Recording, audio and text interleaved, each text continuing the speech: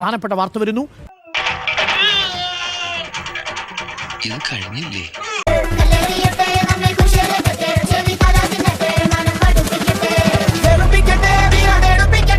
പുരാവസ്തുക്കടത്ത് 1000 കോടിയുടെ പദ്ധതിയായിരുന്നുവെന്ന് ഉണ്ണികൃഷ്ണൻ പോറ്റി വഴി ഡി മണി ഉന്നതന് 500 കോടിയോളം രൂപ കൈമാറി.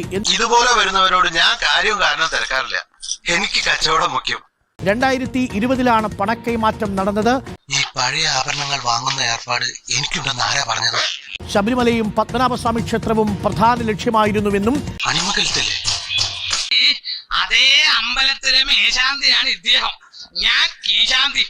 കാര്യകാരണം ഒന്നും തിരക്കണ്ട, ഞങ്ങൾക്ക് ഇത്തിരി പൈസക്ക് അത്യാവശ്യമുണ്ട്, അതുകൊണ്ടാ ഈ ഏർപ്പാടിന് വന്നത്. രാജ്യാന്തര പുരാവസ്തുക്കടത്ത് സംഘവുമായി ബന്ധമുള്ളയാളാണ് ഡി മണി എന്ന് അന്വേഷണ സംഘം കണ്ടെത്തിയിരിക്കുന്നു. അതെ വാരേ, ഇവിടുത്തെ ഓട്ടൂരിലേക്ക് ഉണ്ടെന്നും വേണ്ട മാധവന്. ഞാനൊന്നും മനസ്സൊരുക്കി വിളിച്ച സാക്ഷാൽ ഭഗവാൻ തന്നെ എന്നോട് ഇറങ്ങി വരും. എന്താ സംശയം ഉണ്ടോ?